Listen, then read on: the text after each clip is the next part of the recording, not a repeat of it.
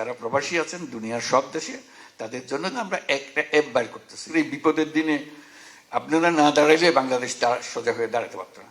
একেবারে ডেডিকেটেড করা হবে যে মাল পরিবহনের দায়িত্ব, বড় দায়িত্ব, তারপর প্যাসেঞ্জারের দায়িত্ব। 1 নম্বর দায়িত্ব হলো মাল পরিবহন। চট্টগ্রামকেও সেটা করা হচ্ছে, যোগাযোগটা মজবুত করা, শক্ত করা এবং এর ভিত্তিতে বাংলাদেশের অর্থনীতিকে মজবুত করা। যে আপনাদের কি কি দরকার, কি কি বিষয়, সেগুলো আমাদের প্রতিনিয়ত শুনতে হবে, একবার না, প্রতিনিয়তভাবে শুনতে হবে যে কি হচ্ছে।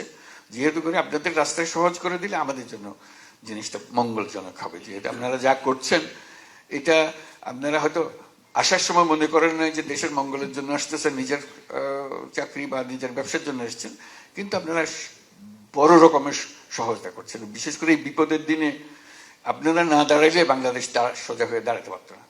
আপনারাই তারে শক্ত করে রাখছেন। এই পর্যন্ত যে মজবুত হয়েছে, এই যে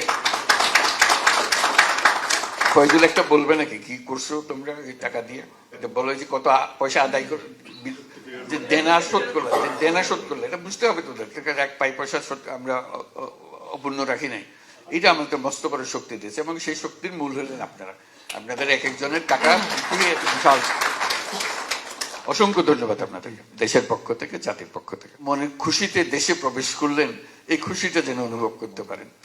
তো সেই জন্য আমরা বলছি যে তাদেরকে ভিআইপি গেস্ট হিসেবে তো ট্রিট করবা।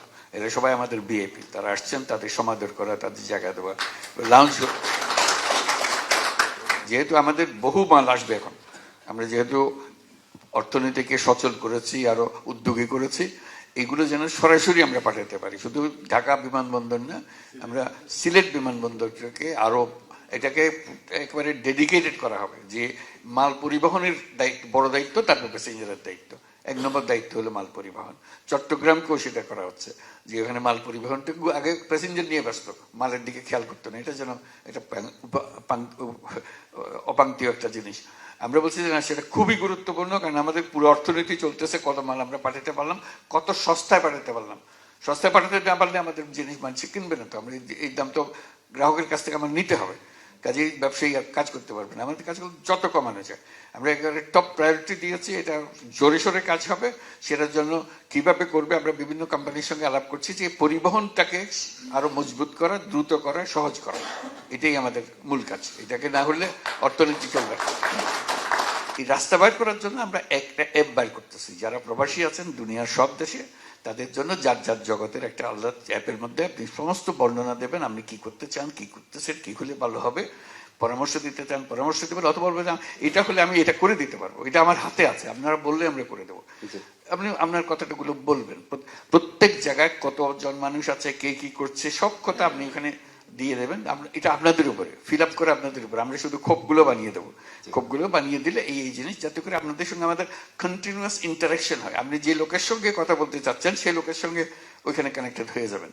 এটা এই চিঠি লেখালেখি ইত্যাদির মধ্যে নেই, যোগাযোগ সঙ্গে হবে। এই যে বললাম, এটা তো আমরা করতেছি। এই সিস্টেমটা কিভাবে আরো উন্নত করা যায়, আপনার মাথায় যদি কোনো বুদ্ধি খেলে এটার জন্য আমাদেরকে লিখলে, আমরা যারা এগুলো ডিজাইন করি তাদের বলে এটাও খেয়াল করো ওরা কি বলতেছে, এই জিনিসটা করা। কারণ আপনাদের বুদ্ধি ছাড়া আমাদের তড়িৎ গতিতে অগ্রসর হওয়ার কোনো উপায় নেই।